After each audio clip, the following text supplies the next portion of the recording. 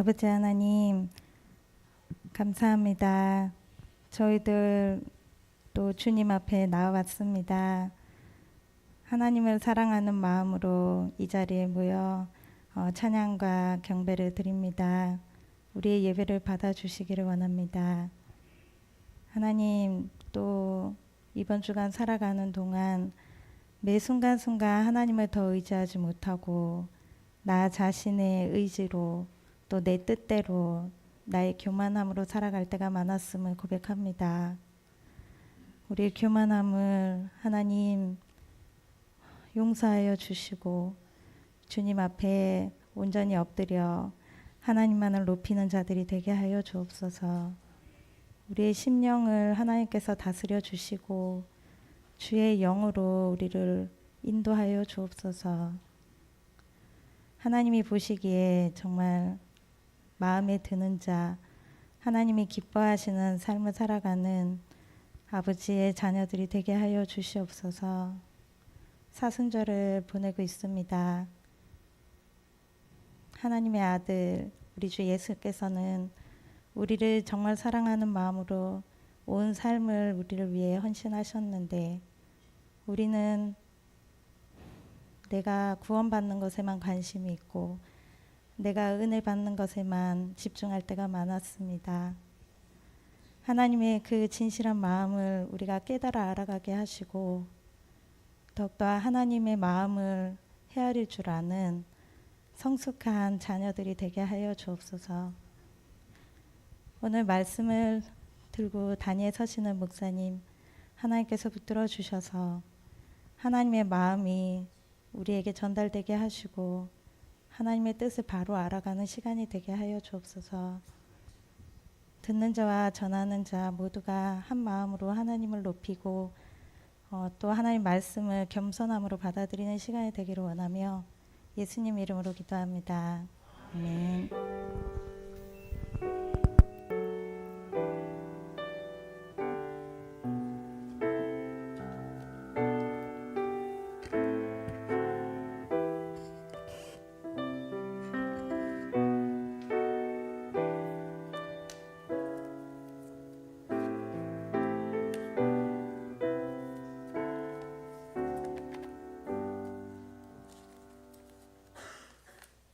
네, 오늘은 인사를 먼저 하시겠습니다. 옆에 분들 사랑하며 축복합니다.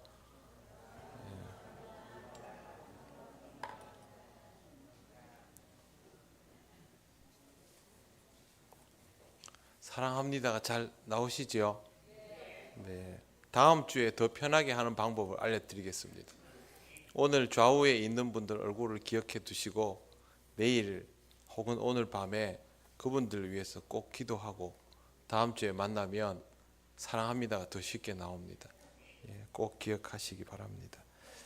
자, 오늘 말씀은 신명기 1장 12절에서 오늘은 18절까지 보겠습니다. 구약 성경 260쪽입니다. 신명기 1장 12절에서 18절 말씀입니다.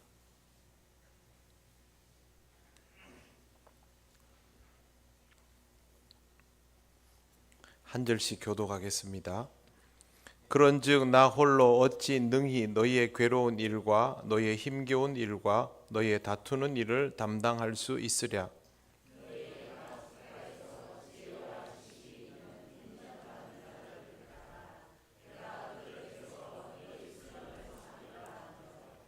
너희가 내게 대답하여 이르기를 당신의 말씀대로 하는 것이 좋다 하기에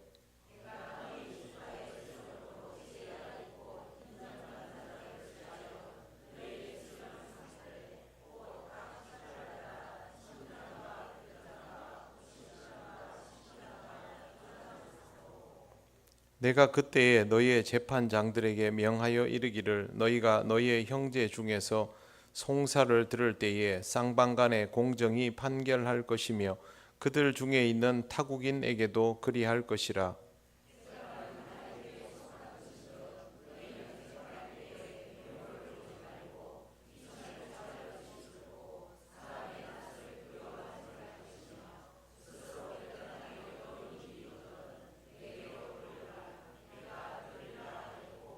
같이 읽겠습니다.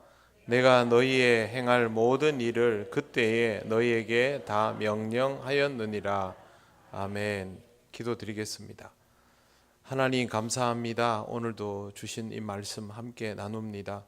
이 말씀 속에서 모세를 통한 하나님의 뜻이 우리에게 온전히 전해지도록 은혜 내려 주시옵소서. 예수님 이름으로 기도드립니다. 아멘. 네, 오늘 말씀의 출발은 그런즉 나 홀로 어찌 능히 너희의 괴로운 일과 너희의 힘겨운 일과 너희의 다투는 일을 담당할 수 있으랴 라는 모세의 말에서 시작을 합니다. 하나님의 명령을 순종함으로 한 민족을 짊어져 온 모세가 왜 마지막 설교의 자리에서 이런 말을 하였을까 많은 생각이 들었습니다. 자신은 사실 이 사역을 마무리하는 단계인데 이 말이 자신을 위한 말도 될 수 없을 텐데 왜 이렇게 하는 것일까? 그러면서 본문에 나와 있는 단어들을 보았습니다. 너희의 괴로운 일, 너희의 힘겨운 일, 너희의 다투는 일, 이게 모세가 담당했던 것입니다. 괴로운 일이라는 것은 풀어보면 무거운 짐을 지는 것과 같은 일이었습니다. 힘겨운 일도 무거운 짐인데 특별히 고통스럽게 짓누르는 듯한 일을 뜻했습니다. 다투는 일은 법적인 분쟁을 뜻하는 것이었습니다. 이걸 종합해 보면 이스라엘 온 백성 한 사람 한 사람이 가지는 고충, 살아가면서 겪는 고난, 생각지 못했던 어려움들, 이걸 온 민족이 다 모세 앞으로 들고 나온 것입니다. 여러분들이 고민되는 일이 있으면 저를 찾아오거나 기도를 부탁하거나 그렇게 합니다.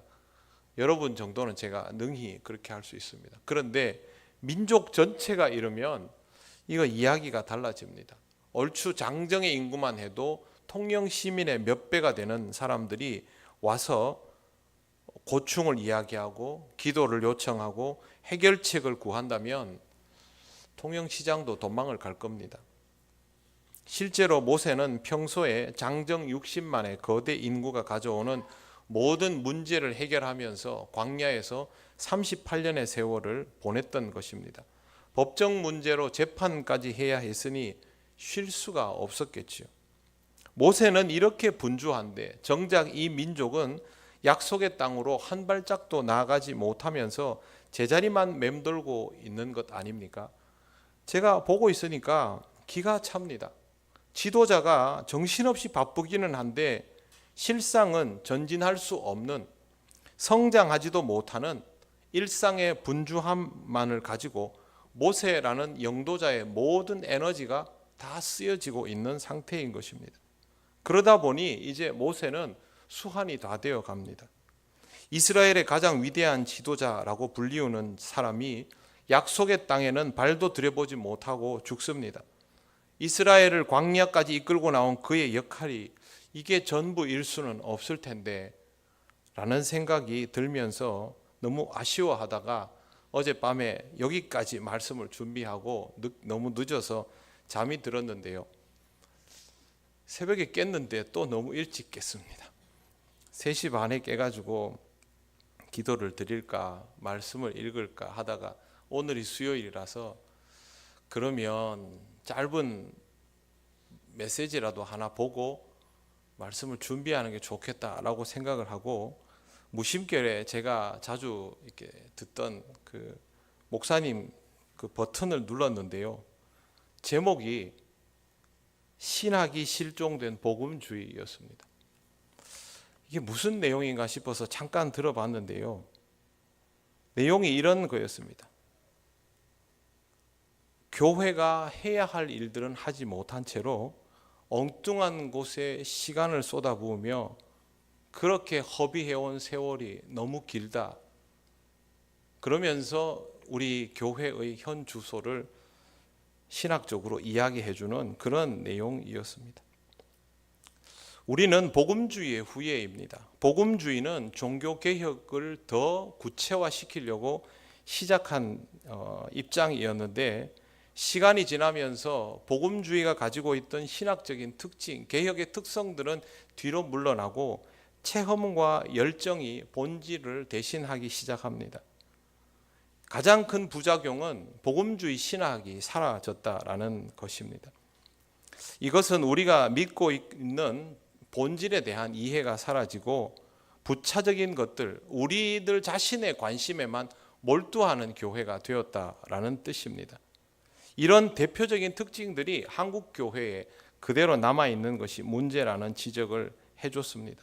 신앙의 본질적인 것에 대한 관심이 있는가, 또 하나님의 말씀에 얼마나 부합되는 것들이 주고받아지고 있는가, 이것보다는 교회가 얼마나 뜨거운가, 열심히 있는가, 일을 얼마나 잘하는가, 여기에 기준이 되어 있고 이게 전통이 되어 있는 것이 현재 복음주의 교회의 특징입니다. 이러다 보니 설교는 모두 다 사람들이 듣고 싶어하는, 사람들이 들으면 즐거워할 만한 그런 데에 초점이 맞추어지고, 그렇지 않으면 대부분 실천 강령이 외쳐지는 그런 강단이 되어버렸습니다. 그러다 보니 현재의 시대 흐름과 문화나 아니면 그 당시 사상의 철학에 관한 그런 이야기들은 하나도 없이 사라지고 오직 교회 안에서 있는 일들, 교회 안에서 필요한 문제들에 대한 답들만 강단에서 흘러나오게 된 것이죠. 이러한 것들이 결국에는 교인들이 가지고 있는 필요에만 집중하면서 교회 자체가 가지고 있는 본질에서부터 이탈되었고, 끝내는 이것이 신학교에 영향을 미치면서 신학교에서 신학이 사라지게 되는 그런 자리까지 오게 된 것입니다.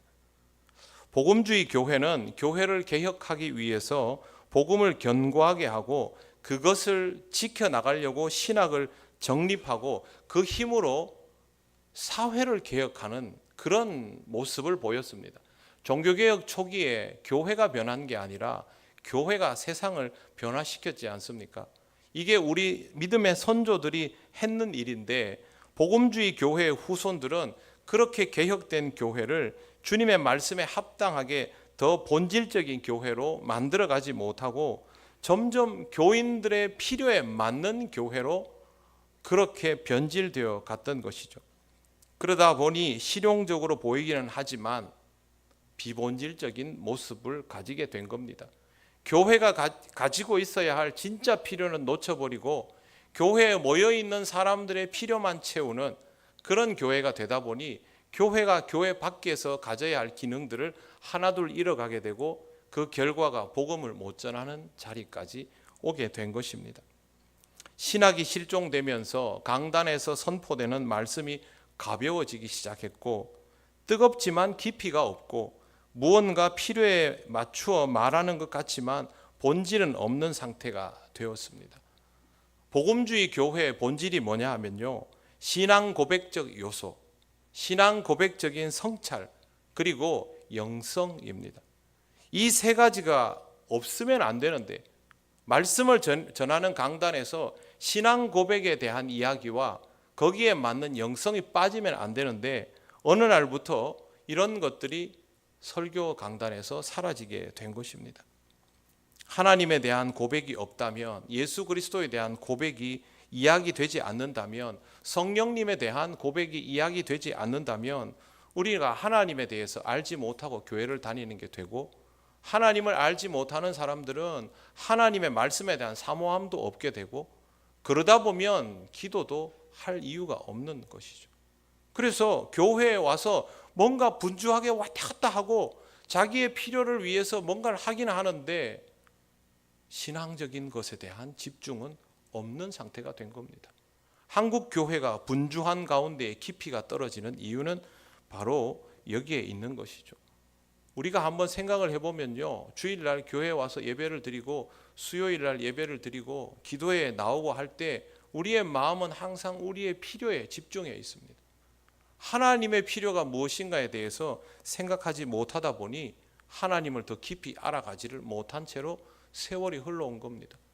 제가 이 말씀을 쭉 듣고 있다 보니까 이스라엘 공동체가 가지고 있던 이 쓸데없는 분주함, 이스라엘 공동체는 하나님이 이끄시는 약속의 땅으로 나아가야 하는데 그리로 나아가지 못하고 자기들의 고민거리만 가지고 계속 세월을 38년간 보내온 이 모습이 이름만 복음주의인 지금의 교회에 그대로 있는 겁니다. 그래서 제가 정신이 번쩍 들었습니다. 우리가 복음을 가지고 있습니까? 복음으로 무장이 되어 있습니까? 그 복음을 가지고 바깥으로 나갈 준비가 되어 있습니까? 아니거든요. 목회자부터도 교인들의 필요만을 봅니다. 우리 교인들이 뭘 원하나? 어떻게 하면 교인들이 위로를 받을까? 이 필요는 생존에서부터 나오기 때문에 당연히 있어야 하는 것이 맞습니다. 우리의 일상이 순탄하지 않으니까 그 필요는 생길 수밖에 없지만, 그러나 그 필요는 하나님이 채우신다고 예수님이 분명히 가르쳐 주신 것이고요. 우리가 해야 할 일은 거기에서부터 우리에게 허락하신 약속의 자리로 기어이 나아가는 것이어야 하죠. 그런데 한국 교회가 지금 그렇게 하지 못하고 표류하고 방황하며 세월을 보내다가, 사실 이 나라 교회를 지켜온 믿음의 선진들이 노년의 자리에 오게 된 것이죠. 여러분, 유럽의 교회들이 하고 있는 주 사역이 뭐냐 하면요, 장례식입니다. 우리 매제가 하고 있으니까 제가 잘 알지요. 교회에는 다 노년층만 있습니다. 그런데 이 사람들이 젊을 때부터 교회에 나오는 사람들은 거의 없습니다. 젊을 때는 자기들 원하는 대로 살다가, 그리고 가족도 별로 없는 사람들이 나이가 들면 교회로 오는 거예요. 내 마무리를 해달라고. 그게 교회의 사역이 됐습니다. 우리는 그런 유럽 교회들을 보면서 저게 뭐냐, 교회가 어떻게 저러고 있느냐라고 했는데요, 지금 이 상태로 가면 한국 교회도 20년 안에 똑같은 모습이 됩니다. 우리의 고충만을 해결하다가 믿음의 선진들은 사라지고 표류하게 되는 것이죠. 그렇게 되지 않으려면 오늘 모세가 이스라엘 백성을 향하여 선포하는 이 내용을 무겁게 생각하고 들어야만 합니다. 모세가 이렇게 말합니다. 13절을 보십시오. 너희의 각 지파에서 지혜와 지식이 있는 인정받는 자들을 택하라. 내가 그들을 세워 너희 수령을 삼으리라 한즉. 모세가 제일 처음에 했던 말이 나 이거 혼자 감당 못하겠다 였는데요, 사실은 모세는 지금까지 다 해왔습니다. 그래서 이 정도 세월을 해왔으면 모세에게는 감당 못할 수준의 일은 아니고, 모세는 이제 이 일을 거의 안 할 자리에 와 있는 상태입니다. 인수인계해야 되지요. 그런데 모세가 굳이 각 지파의 수장들을 세워가지고 분할을 하고 있습니다. 13절, 14절에 보시면 이거를 또 백성이 동의를 합니다. 너희가 내게 대답하여 이르기를 당신의 말씀대로 하는 것이 좋다 하기에, 그 다음에 모세가 조직을 만들어 갑니다. 15절, 내가 너희 지파의 수령으로 지혜가 있고 인정받는 자들을 취하여 너희의 수령을 삼되 곧 각 지파를 따라 천부장, 백부장, 50부장과 10부장과 조장을 삼고, 이렇게 되어 있습니다. 천부장은 1000명, 백부장은 100명, 50부장은 50명, 10부장은 10명, 조장은 그거보다 작은 단위겠지요. 이 정도면 엄청나게 세분화되어 있는 조직입니다. 조장까지 내려갈 정도면 우리로 말하면 구역 정도 단위라고 보시면 될 겁니다. 이 표현은 그냥 적당히 편제를 해놓으려는 것이 아니라 매우 구체적으로 지금까지 모세가 백성을 돌보기 위한, 저는 이걸 보면서 이렇게 이름을 붙였는데요, 국민 고충 처리반이죠. 이게 그렇지 않습니까? 고충 처리죠. 그런 역할을 구체적으로 해내기 위해서 이렇게 세분화를 시켜놓은 것입니다. 뿐만 아니라 구체적인 방법도 제시하고 있습니다. 16절을 보십시오. 우리 16절 말씀은 같이 한번 읽어보겠습니다. 시작. 내가 그때에 너희의 재판장들에게 명하여 이르기를 너희가 너희의 형제 중에서 송사를 들을 때에 쌍방간에 공정히 판결할 것이며 그들 중에 있는 타국인에게도 그리할 것이라. 아멘. 한 가지 꼭 기억해야 할 것은 이제부터 모세나 모세의 자리에 서 있는 사람은 이걸 안 한다는 뜻입니다. 그런데 방법을 보시면 공정함에 대해서 이야기하고 있습니다. 특이한 것은 타국인에게도 그렇게 하라고 합니다. 지금도 법이 내국인, 외국인에게 공정하게 적용되는 국가는 별로 없습니다. 21세기에도 아닌 듯 하여도 법 적용이 불리하게 되는 경우들이 거의 대부분입니다. 그런데 지금부터 3,500년 전에 세워진 국가도 아닌 그냥 유랑하는 민족 공동체가 하나님에 의해서 허락받은 법에 제일 먼저 나오는 표현이 공정함입니다. 그것도 자기 민족 안에서만의 공정함이 아니라 타국인에게도 공정합니다. 이스라엘 사람들에게 있어서 타국인은 구원받지 못할 백성입니다. 하나님의 회중에 들어오려면 굉장히 엄격한 절차를 거치게 되어 있고, 이런 식이면 여러분 신약시대 유대인들 봐보십시오. 이방인들 대하는 태도가 어떻습니까? 그런 사람들입니다. 그런데 하나님께서는 이렇게 공정하게를 말씀하신 것이죠. 모세가 지금 설교를 하지 않습니까? 모세의 설교가 굉장히 실생활에 관계된 유언적인 설교이지요. 그가 설교를 한다는 말은 하나님께서 명령하여 가라사대라는 표현은 없지만 하나님께서 모세에게 주신 감동을 따라서 선포하는 내용이므로 이건 명백히 하나님의 말씀입니다. 이 말씀을 대언할 때에 하나님의 법정신이 그 속에 들어있는 것이죠. 하나님의 법정신은 시대 초월적인 공평함입니다. 공정함이기도 합니다.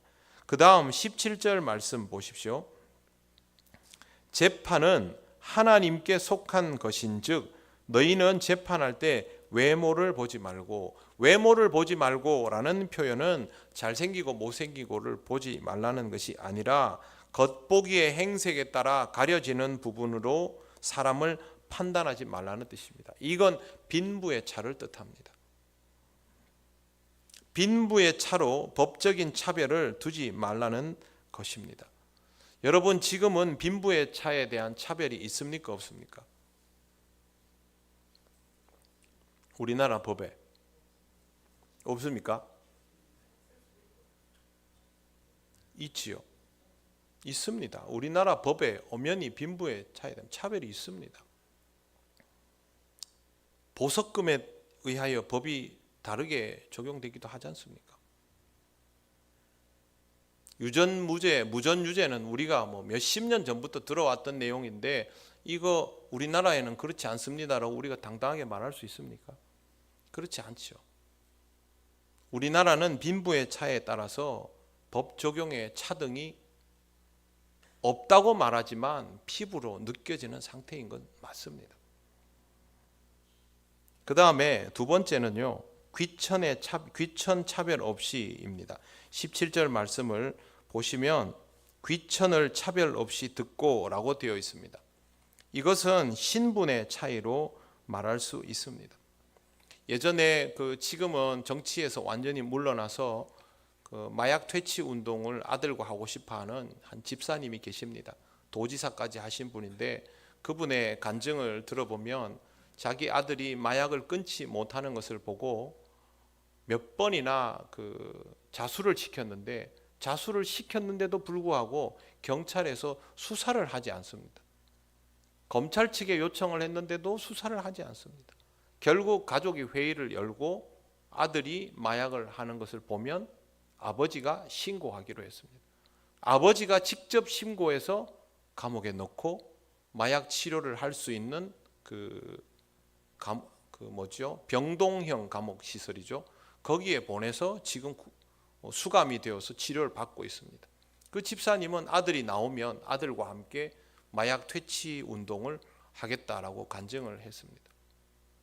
여러분, 일반적인 사람들이 그렇게 마약을 하다가 자수를 하거나 하면 풀어줍니까? 수사를 안 합니까? 마약 사범을 얼마나 강경하게 대하는데요. 그런데 그 사람이 그렇게 하지 않았던 이유는 정치적인 건물의 아들이기 때문입니다. 귀천의 차이가 있는 것이죠. 하나님의 말씀은 지금부터 3,500년 전에 주신 말씀입니다. 이 시대도 극복하지 못하는 개념을 하나님은 처음부터 선언하여 주신 것입니다. 여러분, 우리가 이 말씀을 들으면요, 우리는 지금 그냥 이 시대의 눈으로 보지 않습니까? 이 말씀은 지금부터 3,500년 전입니다. 우리나라로 말하면요, 고조선에서도 한참 옛날 고조선 얘기입니다. 재정이 분리되지 않은 사회, 국가 시스템도 희박하던 시대, 이스라엘도 국가 형태가 아직 아니던 시대. 그런데 하나님은 나라를 세우기 전에 말씀을 먼저 주셨고 그 말씀으로 지켜나가게 하시고 재판을 공정하게 하도록 그렇게 자리를 세워주신 것이죠. 하나님의 법 정신은 정말 놀랍습니다. 그리고 마지막으로 사람의 낯을 두려워하지 말 것은 입니다. 사람의 낯을 두려워하지 말 것은, 이 말은 권력을 가진 자를 의식하는 판결이 내려지지 않도록 하라는 뜻입니다. 모세가 판결을 내릴 때 누가 거기에 토를 달겠습니까? 그러나 모세가 아닌 다른 사람이 판결을 하는 순간부터 상황은 달라지게 되어 있습니다. 모세에게는 순종하던 사람들이 천부장, 백부장, 50부장, 10부장에게는 고개를 들고 반발할 수 있는 거죠. 왜? 범법자의 위치가 권력자이면 능히 그렇게 할 수 있는 것입니다. 고위층의 압력이 충분히 예상되는 것이죠. 그러나 모세는 그렇게 하면 안 된다라고 분명하게 말하는데, 이 모든 것들의 이유는 17절 첫머리에 있습니다. 재판은 하나님께 속한 것인즉. 이것 때문에 그렇게 하라는 것입니다. 원문을 그대로 번역하면 이렇습니다. 왜냐하면 그 재판은 다름 아닌 하나님께 속해 있기 때문이다 입니다. 모든 재판이 하나님께 속하여 있다라는 말은 사람에게 속하여 있지 않다라는 뜻인데요, 그냥 하나님께 속했으니 받아들여라는 말이 아닙니다. 하나님이 창조주이시고 그 형상대로 인간을 만드시고 섭리하시고 운용하시기 때문에 인생에 관한 모든 가치와 법칙을 완벽히 소유하신 분이라서 하나님의 가치가 기준이 되어야 한다라는 뜻입니다. 이렇게 해야 객관적이고 납득할 만하며 가치가 변질되지 않습니다. 시대를 뛰어넘는 힘이 하나님께 있는 것이지 그 시대를 살아가다가 죽는 인간에게 있을 수 없고 상황에 따라 처지가 달라지는 인간에게 있어서는 안 되기 때문에 모세가 분명히 재판은 하나님께 속했다라고 먼저 말하고 시작한 것입니다. 근본은 하나님이십니다. 그게 아니라 인간이 재판의 중심에 서며 그렇게 되면 인간이 움직일 때마다 재판이 달라집니다. 여러분, 이 나라가 정권이 바뀔 때마다 가치를 바꾸려 하지 않습니까?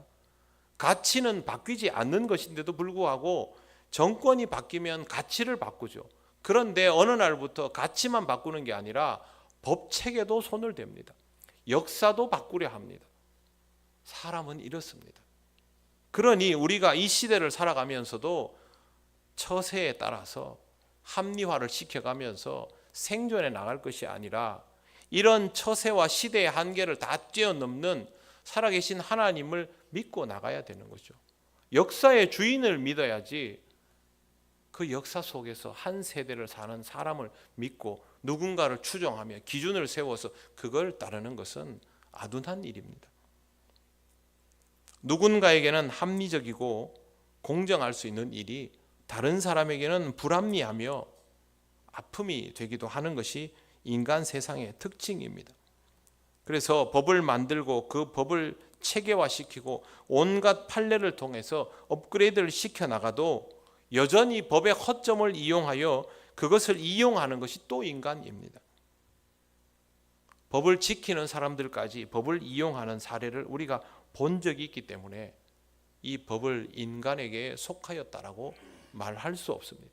말해서도 안 되는 것이고, 특히 그리스도인들은 재판이 하나님께 속하였다는 말을 당연히 새기고 받아들여야 합니다. 하나님께 속하지 않은 것이 있습니까? 없지 않습니까? 그러면 이것도 당연히 하나님께 속한 것입니다. 하나님의 말씀을 더욱 새겨야 하는 이유가 바로 여기에 있습니다. 18절 말씀을 보십시오. 내가 너희의 행할 모든 일을 그 때에 너희에게 다 명령하였느니라. 모세는 이제 말을 마쳤습니다. 자신에게 지워졌던 짐들을 모두에게 분산하며 이 양을 시키고 있습니다. 그 많은 송사와 고충 처리를 해결하기 위한 다음 세대에 맞는 효율적인 선택을 한 것입니다. 처음에 말씀드린 것처럼 이렇게 한 가장 큰 의미는 이스라엘의 지도자가 이것에 붙들리지 않도록 하기 위함입니다. 지금 이스라엘은 가나안에 들어가야 됩니다. 이제 약속의 땅을 다시 눈앞에 두고 있고 전쟁도 해야 합니다. 그런데 매일 고충 처리만을 해가지고는 민족의 영도자로서의 역할에 집중할 수가 없습니다. 모세는 숙달됐을지 몰라도 뒤를 이을 여호수아에게 또 이 고충 처리를 맡기면 하나님에게 두려워하지 말라, 내가 너의 하나님이라 소리를 들어야 되는 이 신출내기 지도자가 이거 어떻게 감당할 수 있습니까? 지금 이스라엘은 정착 모드입니다. 정착민이죠. 그러나 이제부터는 정착 모드일 수 없습니다. 민족 대이동의 과정 중에도 고충 처리는 불가피할 겁니다. 그러나 이것은 이제 부차적인 것으로 돌려놓고 이스라엘은 오롯이 하나님께서 약속하여 주신 이 땅을 정복하는 일에 몰두해야 됩니다. 그래서 모세가 실패하지 않도록 지금 이 상황에서 체제의 변화를 먼저 선언하고 있는 것입니다. 한국 교회가 진정으로 변화하려면 정착민 모드를 멈추어야 합니다. 당연히 고충 처리가 필요합니다. 그러나 그 고충 처리는 성도들의 성숙함을 통하여 나오는 자발적인 삶 나눔과 섬김을 통해서 서로를 위한 도구를 통해서 이 문제들이 해결되어 나가야 합니다. 그리고 교회의 지도자들은 성도들의 영적인 성장에 힘써야 합니다. 성도들의 영적 성장에 힘쓰라고 하면 당장 뛰쳐나가서 전도하고 구제사업 하라는 말로 오해할 수 있는데 그게 아닙니다. 여러분, 훈련받지 못한 병사는 전쟁 수행 능력이 없기 때문에 밖에 나가봐야 총알바지밖에 안 됩니다. 숫자가 아무리 많아도요, 훈련되지 않으면 오합지졸에 불과하고 자중질환에 빠집니다. 그러니 무조건 뛰쳐나갈 것이 아니라 명령에 따를 준비가 되어야 하고, 그러려면 이렇게 체계적인 조직이 구성되면서 훈련이 되어야 합니다. 훈련도 명령받을 준비를 해야 하는 것이죠. 지금까지 많은 교회들이 준비 없이 전도에 임하고 결과가 없다라는 말들을 반복했습니다. 그런데 그러는 동안 이단들은 차곡차곡 기성교회 교인들을 빼내갔습니다. 그들은 본질도 없는 사람들입니다. 그런데 그들은 준비되어 있었고 우리는 준비가 안 되어 있었던 것입니다. 그래서 교회는 이제 복음으로 무장을 하고 실질적인 영적 전투에 임해야 합니다. 그러면 교우들의 고충 처리는 어떻게 해야 하나?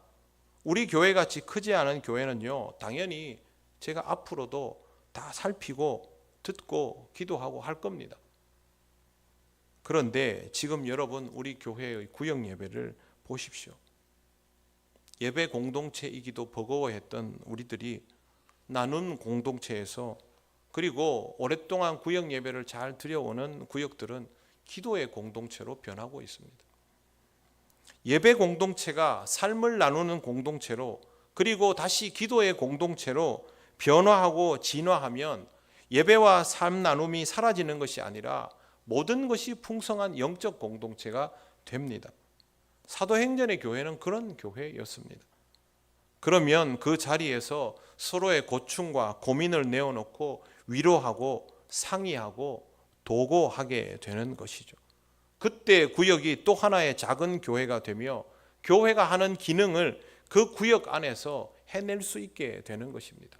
이게 교회의 이상적인 모델이기는 한데요, 잘 안 되었지요. 그런데 하나님께서 미숙한 우리들에게 기회를 주셨습니다. 하나님이 우리에게 주신 은혜라고 생각합니다. 그럼 우리는 이걸 놓치면 안 되죠. 다른 교회는 이 기회들을 얻지도 못하고 있는데 우리가 이 기회를 얻었으면 우리는 우리 구역을 그렇게 함께 예배하고 삶을 서로 이야기하고 서로를 위해서 기도하는 공동체로 그렇게 승화시켜 나가야 하는 것이죠. 물론 여러분들이 정말 힘들고 어려운 일, 누구에게도 말할 수 없는 일들은 당연히 저에게 이야기해 주시겠지요. 그리고 저는 여러분들을 위해서 당연히 열심히 기도하겠지요. 그러나 모든 일을 저에게 얘기하지 않아도 이미 여러분들 곁에는 여러분의 이야기를 들어주고 여러분을 위해서 기도해주는 믿음의 동역자들이 있지 않습니까? 여러분 바로 옆에 10부장, 50부장, 100부장, 1000부장이 다 있는데요. 저는 이 말씀을 보면서 하나님께서 모세를 통하여 이스라엘 백성에게 준비시키는 것들이 우리에게는 이와 같은 방식으로 다가오고 있다고 받아들였습니다. 그래서 우리는 이 구역 예배를 통해서 우리 자신이 스스로 변화되어 가는 것을 경험해야만 합니다. 이걸 잘 할 수 있으려면 영적으로 더 성숙해져야 하고 말씀과 기도가 받쳐주어야 합니다. 교회가 정말 커지면 어쩌면 우리 교회에도 아니면 다른 교회도 마찬가지겠지만 교인들끼리 서로 얼굴을 모르는 경우들이 발생하기도 합니다. 그런데 여러분, 건강한 교회는 커져도 문제 생기지 않습니다. 구역들이 건강해서 그 안에서 그 역할들을 전부 하고 있기 때문이고, 여러분 그런 교회의 부목사님들은 자기 교구를 자기 교회라고 여깁니다. 분당 우리 교회가 2022년에 엄청난 분할을 했습니다. 29개 교회로 분립을 했는데요. 분당 우리 교회의 교인 수가 2만 명이었습니다. 얼마가 남았는지 아십니까? 5천 명 남았습니다. 여러분, 어느 교회가 자기 교인 숫자의 75%죠. 75%를 빼내고 남기면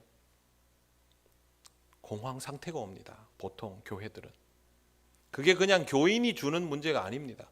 교회의 재정도 그렇게 줄지 않습니까? 그러면 이 정도 사이즈에서 해오던 교회의 모든 사업들이 다 스톱됩니다. 교회가 작아진다는 것은요, 엄청난 충격입니다. 그런데 목사님이 5천 명까지 안 내려가면 사임하겠다 그랬습니다. 근데 여러분, 지금 분당 우리 교회가 무너졌습니까? 아닙니다. 다시 또 성장합니다. 조건이 생겼습니다. 초신자가 아니면 안 받습니다. 그래도 교회는 성장합니다. 목사님 한 분으로부터 이 모든 일이 비롯되었다는 것은 우리가 다 알고 있습니다. 그러나 이미 그 교회는 목사님 없이도 돌아가고 자동으로 하나님 나라를 확장시키고 있습니다. 교회가 고충 처리의 목적이 아니라 하나님 나라를 확장하는 사업에 초점이 맞추어지고 있다는 것을 주목해야 합니다. 우리 교회도 고충 처리반과 같은 정착민 모드가 아니라 영적인 성장과 진보를 통하여 복음을 확장하는 교회가 되어야 합니다. 그것이 하나님께서 우리에게 원하시는 것입니다. 자신 있느냐? 자신 없습니다. 그게 어떻게 자신이 있을 수 있습니까? 성공하는 교회의 모델은 희귀한데요. 그러나 하나님이 요구하시는 일이고 우리에게 해야만 하는 일입니다. 저는 앞으로도 여러분의 고충 처리반이 될 것입니다. 그러나 그것과 상관없이 여러분 스스로 구역을 건강하게 지켜나가고 키워가면서 서로의 고충을 들어주고 기도하는 영적 공동체를 만들어 가시기를 바랍니다. 구역만으로도 교회가 되는 그런 구역들을 만들어 가시기 바랍니다. 부담을 가지라는 것이 아니고 여러분이 그렇게 모일 때, 예배를 드릴 때, 이야기를 나눌 때, 기도할 때 그곳에 정말 은혜가 있기를 그렇게 구하며 그 모임들을 영위해 나가시길 바랍니다. 구역장님들 구역 예배 드리고 거기 보고서 올리면 제가 일일이 답을 하죠. 다 기도하면서 대답하는 겁니다. 축복하고 기도하면서. 진심으로 여러분들이 기쁜 마음으로 그 자리를 사모함으로 그렇게 성장해 나가기를 바라면서 그렇게 하는 겁니다. 여러분 스스로도 사모함을 가지고 그렇게 공동체를 꾸려 나가면 우리는 하나님의 뜻대로 움직여지는, 하나님이 우리에게 제시해 주는 약속의 땅을 보면서 그 땅에는 나아갈 믿음의 용기가 없이 우리들끼리의 고충만 처리하고 있는 그런 교회가 아니라 우리의 고충을 우리 스스로 소화해 나가며 하나님이 제시하신 약속의 땅으로 나아가는 그런 교회가 되어 갈 것입니다. 여기에 대한 믿음을 가지고 함께 나아가면서 하나님을 기쁘시게 하면 좋겠습니다. 오늘은 그 날을 기대하면서 하나님 앞에 이 기도를 드리면 좋겠습니다. 우리가 생각하지 못한 일들이 은혜 가운데 일어나고 있습니다. 구역 예배를 사모하게 되었고 기도의 자리를 사모하게 되었고 그럴수록 더 은혜 가운데 있습니다. 이제는 서로를 위하여 더욱 깊게 기도하고 헤아리는 교회가 되어 가야 합니다. 오늘은 이렇게 기도하면 좋겠습니다. 성령님, 우리를 그런 교회가 되게 해 주시옵소서. 교회가 하나님이 보여주시는 비전을 향해 나아갈수록 우리는 서로를 끌어안고 서로를 위하여 기도하는 우리들 모두가 50부장, 100부장, 10부장이 되게 해 주시옵소서. 그래서 하나님께서 기뻐하시는 모습으로 함께 신앙으로 성장하게 하옵소서. 다 같이 기도드리겠습니다. 아버지 하나님, 은혜를 감사합니다. 하나님, 우리에게 채워주신 귀한 은혜가 우리가 그냥 누리는 용도가 아니라 하나님, 우리를 정말 사용하시기 위하여 주시는 은혜임을 믿습니다. 사모하는 마음으로 나아가게 하시고 아버지 하나님, 우리의 문제만을 해결받는 교회가 아니라 하나님을 아직 알지 못하는 이들을 향하여 복음을 전하며 하나님 약속의 땅으로 나아가는 교회가 되게 하여 주시옵소서. 하나님 아버지, 우리에게도 많은 어려움들이 있고 기도의 제목들이 있으며 고충들이 있습니다. 아버지 하나님, 이제 우리 교회는 서로를 위하여 기도함을 통하여 서로의 이야기를 들어주고 끌어안아감을 통해서 이 숙제들을 함께 풀어가는 교회 되기를 원하오며 하나님께서 인도하여 주시는 대로 하나님 보여주시는 그 약속의 자리로 나아가기를 원합니다. 성령님 함께하여 주셔서 우리 교회가 정말 그런 교회 되게 하여 주시옵소서. 하나님이 이끌어 가시는 것을 믿음으로 바라며 하나님이 이끄시는 그 자리에 함께 가기를 원합니다. 아버지 하나님, 우리 중에 누군가만 은혜 받지 않게 하시고 모두 함께 은혜를 받고 그 은혜를 나누며 하나님 기뻐하시는 그 자리로 함께 들어가게 하여 주시옵소서.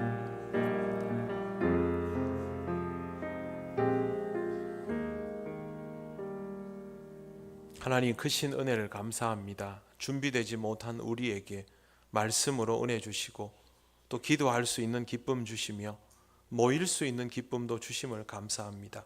아직도 우리가 많이 부족하지만 그러나 하나님 아버지, 우리들 자신의 고충을 교회에 내려놓는 일로 만족하지 않게 하옵소서. 하나님, 우리에게 주신 약속을 기억하며 약속의 자리로 나아가기를 원하오니 성령께서 우리를 인도하여 주시옵소서. 이제 하나님, 우리가 서로를 위하여 더욱 기도하며 서로를 끌어안을 수 있는 성도들이 되기를 원합니다. 서로를 위하여 기도하고 서로의 이야기를 들어줄 때마다 하나님의 인도하심 아래에서 우리들의 문제가 풀어지게 하시고 우리는 함께 세상을 바라보며 주의 복음으로 무장하며 그들을 향하여 나아가 주의 말씀 선포하며 생명을 살리는 교회 되게 하여 주옵소서.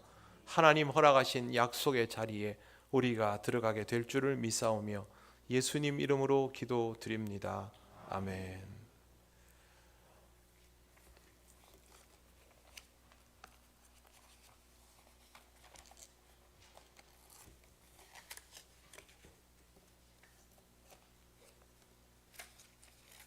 제가 성경책이 커지고 나서 주보가 한 번씩 숨습니다. 네. 죄송합니다. 금방 보던 주보가. 이게 제 고충입니다. 감사합니다. 네, 교회 소식 전하겠습니다. 사순절 지나고 있습니다. 여러분 평소에 기도 생활, 말씀 생활을 하지 않다가 마음에 결심을 하고 성경을 읽고 기도를 해도 꾸준함을 유지하기가 어렵습니다. 그럴 때는 하나님께 내가 이 꾸준함을 유지하게 해달라고, 우선은 이 산을 넘게 해달라고 그렇게 기도하시고 하나님께 더욱 여러분 자신을 맡기시기를 바랍니다. 주님이 우리를 위하여 이 땅에 오셨는데 우리가 이 기간 동안도 집중을 못한다면 우리 신앙은 늘 기복이 심할 수밖에 없습니다. 처음에 제가 말씀드렸죠. 1년을 잘 가보자고.